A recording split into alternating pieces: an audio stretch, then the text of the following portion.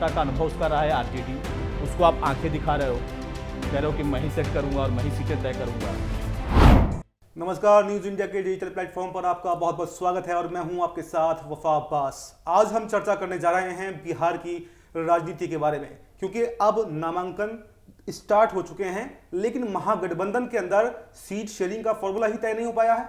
आखिर कौन है जो महागठबंधन के अंदर जो पूरा का पूरा भट्टा है उनका बिठाने की कोशिश कर रहा है? क्या उसके लिए कांग्रेस जिम्मेदार है, तेजस्वी यादव उसके लिए जिम्मेदार हैं, या फिर मुकेश सैनी जो हैं वो किसी की बात को मानने के लिए तैयार नहीं है? जब स्टार्ट हुआ था बिहार चुनाव तो सारे ही दलों ने दमखम के साथ में जो है अपना नामांकन दाखिल किया, अपनी चुनाव तैयारी शुरू की, लेकिन उसके बाद में अब देख रहे हैं कि महागठबंधन में एक फूट पड़ चुकी है।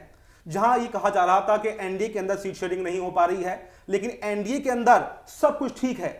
बीजेपी और जेडीयू 101 सीटों पर लड़ रहे हैं। इसके अलावा चिराग पासवान को 29 सीटें दी गई हैं और जो है जीतन राम मांझी को भी 6 सीटें देकर संतुष्ट कर दिया गया है।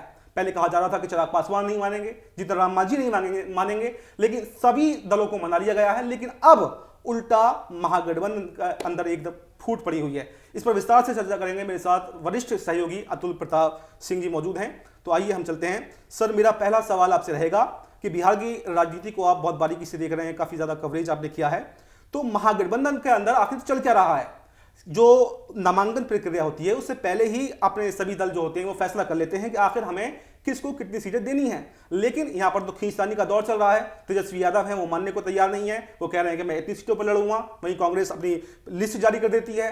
तमाम जो दल हैं लिस्ट जारी कर देते हैं। मुकेश सैनी को 15 सीटों की बात कही गई कि 15 सीटें उनको दी जाने वाली हैं, लेकिन उस पर वो मानने को तैयार नहीं। वो बोल रहे हैं हम चुनाव नहीं लड़ेंगे। तो इस पूरी प्रक्रिया को आप कैसे देखते हैं?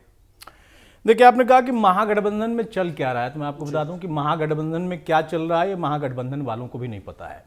और रही बात की नामांकन की प्रक्रिया शुरू हो चुकी है, तो मैं आपको बता दूं कि नामांकन की जो प्रक्रिया थी वो पहले दौर के नामांकन की प्रक्रिया शुरू होकर खत्म भी हो गई है। जी जी। आज शाम 4 बजे तक का वक्त था और वो वक्त खत्म हो चुका है। महागठबंधन में असल में जो पिछले कई दिनों से चर्चाएं चल रही थी और अभी भी थोड़ी देर पहले का बयान है अशोक गहलोत का, जो कि राजनीति के जादूगर कहे जाते हैं, जी, जी, जी। वफा, वो कहते हैं कि हमारे अंदर गुड़ा भाग चल रहा है। जी। अब आप समझ लीजिए कि किस तरीके का गुड़ा भाग है कि पहला चरण आपका नजदीक आ गया, नामांकन की तारीख और समय खत्म हो गया, लेकिन वो गुड़ा भाग चल रहा है। सवाल यही है कि आखिर समय क्यों लग रहा है? गुड़ा भाग या पहले भी कर सकते थे, क्यों इतना समय लग रहा है? क्या सब कुछ ठीक नहीं है, वो इसको बताना नहीं चाह रहे हैं, या चीजों को छुपाने की कोशिश कर रहे हैं, क्या डैमेज कंट्रोल की कोशिश की जा रही है, क्या अपने सहयोगों को मनाने की कोशिश की जा रही है? आखिर वजह क्या है? देखिए, ये बड़ा दिलचस्प आपने सवाल पूछा कि वजह क्या है और क्या छिपाने की कोशिश की जा रही है। जी। आज के दौर में जब सोशल मीडिया इतना स्ट्रांग और हम आप सोशल मीडिया पर बैठकर बातचीत कर रहे हैं, ये प्लेटफॉर्म सोशल मीडिया का है। जी जी। बिहार में इस बार सबसे ज्यादा आप देखिए कि यूट्यूबर्स और सोशल मीडिया छाए हुए हैं। जब कोई प्रेस कॉन्फ्रेंस होती है तो वहां पर माइक की भरमार लग जाती है। जी। वो वहां उस दौर में आप क्या छिपा लेंगे कुछ और किससे छिपा लेंगे? कुछ नहीं। ये सबसे बड़ा लाजमी सवाल है। लेकिन फिर भी महागठबंधन के शीर्ष नेतृत्व को, अलग अलग पार्टियों के, उनको लगता है कि नहीं हम छिपा लेंगे और छिपाकर हम बात को घुमा देंगे। तो आज घुमाने वाला दौर नहीं है। अब आते हैं मूल मुद्दे पर कि महागठबंधन में क्या चल रहा है और महागठबंधन की जड़ जो है उसमें मट्ठा किसने डाला है। जी जी। ये मट्ठा डालने का ठीकरा फूट रहा है अभी फिलहाल मुकेश सहनी पर। वो 40 सीटों की मांग कर रहे थे। उन्होंने कहा कि 40 से कम पर मल्लाह का बेटा, सन ऑफ मल्लाह अपने आप को कहते हैं, कि मैं मानूंगा नहीं।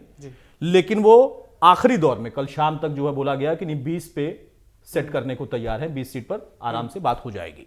लेकिन वो भी बात नहीं बनी। फिर आया कि एक फॉर्मूला उनको दिया गया है कि 15 पर, और 15 पर वो तैयार तो हो गए, लेकिन उस 15 के पीछे की राजनीति और उसका गणित आप समझिए कि उस 15 में से 7-8 सीटें ऐसी हैं जिस पर आरजेडी का कैंडिडेट है, वो भी उनके खाते में गई हैं, लेकिन कैंडिडेट उनका नहीं है। यानी 7-8 पे आप सेट हो गए। अभी वो कह रहे हैं कि नहीं, अभी भी सन ऑफ मल्लाह का बेटा ना तो चुनाव लड़ेगा लेकिन डिप्टी सीएम बनेगा। यानी उनका जो निशाना है मछली की आंख पर है, और वो मछली का आंख कहां है? डिप्टी सीएम की कुर्सी। अच्छा, महागठबंधन ये भी नहीं कह रहे कि हम आपको डिप्टी सीएम नहीं बनाएंगे या ये नहीं करेंगे, तो पहले से दिक्कत क्या है? सर, ये समझ में नहीं आई बात मेरी कि अगर आपको सीटें नहीं देनी तो आप पहले से बता क्यों नहीं देते? क्यों गुमराह कर रहे हैं मुकेश सहनी को? अगर पहले से ये बता दिया गया होता भाई हम इससे ज्यादा आपको नहीं देंगे, हम आपको डिप्टी सीएम नहीं बनाएंगे, तो वो अपना दूसरा रास्ता भी देख सकते थे। देखिए ये आमतौर पर होता है कि जब किसी की सांठगांठ सही नहीं बैठती है तो वो दूसरे गठबंधन में चला जाता है। नीतीश कुमार जी इसका बहुत जीता जागता उदाहरण है, कभी वो एनडीए में आ गए, कभी महागठबंधन में चले गए, तो मुकेश सहनी भी अपना दूसरा रास्ता अपना सकते थे। तो क्यों उनको गुमराह किया गया, या अभी भी गुंजाइश कुछ है कि मुकेश सहनी अभी भी एनडीए का रुख कर सकते हैं? नहीं, एनडीए की गुंजाइश तो बिल्कुल नहीं है।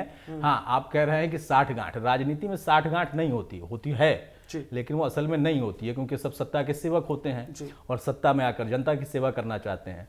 दूसरा, आपने कहा कि उनको गुमराह क्यों किया गया। जी। भाई जो खुद से गुमराह है, आपका अभी राजनीतिक अस्तित्व नहीं है। आप एक ऐसी पार्टी को सीधे सीधे, जो कि बिहार में सबसे बड़ी पार्टी और इतने साल तक सत्ता का अनुभव उसका रहा है, आरजेडी, उसको आप आंखें दिखा रहे हो, कह रहे हो कि मैं ही सेट करूंगा और मैं ही सीटें तय करूंगा। एक ऐसी पार्टी जो उस महागठबंधन में सबसे बड़े भाई की भूमिका में है, वो देश की सबसे पुरानी पार्टी है, उसका नाम है कांग्रेस। आप उसके सामने भी कह रहे हो कि मैं 40 सीटें से कम बात नहीं होगी, तो गुमराह तो आप खुद हो ना। जब आदमी खुद गुमराह हो तो उसको गुमराह करने की जरूरत वफा होती नहीं है। मुकेश सहनी खुद आज उसी स्थिति में है। कांग्रेस से आपका पाला था, आपका पाला आरजेडी से था, ठीक है, तेजस्वी युग की शुरुआत हो गई है या हो सकती है या तो मतलब चल आप रही कहना है, चाह रहे लेकिन हैं आपकी लड़ाई किससे है, आप किससे लड़ रहे हो। और राजनीति में देखिए, आप इस तरीके का चैलेंज नहीं दे सकते किसी को कि नहीं 40 तो चाहिए ही चाहिए। आपने देखा एनडीए से, आप उदाहरण लो ना, जी वहां पर चिराग एक उदाहरण हो सकते हैं कि हाँ उनको 29 सीटें मिल गई, लेकिन उसके पीछे की राजनीति आप पूरे देश के हिसाब से समझिए तो कुछ अलग है। उस पर हम नहीं जाएंगे, बात लंबी हो जाएगी। लेकिन जब आप उपेंद्र कुशवाहा को देखिए, जब आप देखिए यहां पर कि मांझी साहब, वो भी तो सन ऑफ मल्ला ही है ना, वो अगर कह रहे हैं शेर व शायरी कह के कि भाई 15 तो दे दो, 6 पे बात बनी, कुशवाहा को 6 पे बात बनी, वो आए दिल्ली तक आए, उन्होंने बातचीत की, सेटल डाउन किया गया। आप कुछ तो सीखो, और आप उस दौर में आकर अगर बिहार की राजनीति को ऐसे बदल देना चाहते हो कि नहीं मैं बिल्कुल अडिग हूं, मैं डिप्टी सीएम बन के ही रहूंगा, तो आप बन जाइए। कौन बना रहा है आपको डिप्टी सीएम, ये आपके ऊपर है। हो सकता है वो जीत जाए, महागठबंधन जीत जाए, हमारी आपकी तो शुभकामनाएं, हमें कोई दिक्कत थोड़ी नहीं है। लेकिन अगर वो जीत जाते हैं तो जीतने के बाद उसी पार्टी में, उसी महागठबंधन में उनको डिप्टी सीएम क्यों कोई स्वीकार करेगा जिसके पास सीट आई है 7, और उसमें से जीतेंगे वो कितने, ये भी अभी सवाल है ना वफा। बिल्कुल सवाल है सर जी।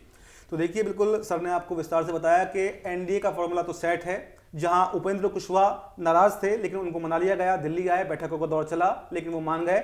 लेकिन महागठबंधन के अंदर अभी तक कोई फॉर्मूला सेट नहीं हो पाया है। कहीं ना कहीं इस पूरे मामले में जो कमी है वो है मुकेश सहनी की, क्योंकि वो अपने आप को ज्यादा जो है वो डिमांड कर रहे हैं कि मुझे 40 चाहिए, 30 चाहिए, जबकि एक सम्मानजनक सीटें 15 सीटें जो है महागठबंधन उनको देने के लिए तैयार था। लेकिन इसके बीच में कांग्रेस और तेजस्वी यादव के बीच में क्या सांठगांठ हुई है, क्या सीट शेयरिंग का फॉर्मूला है, वो भी आपको बताएंगे, जिस पे जैसे भी कोई अपडेट आएगी, पल पल की अपडेट हम आपको देते रहेंगे। फिलहाल हमें दीजिए इजाजत, नमस्कार।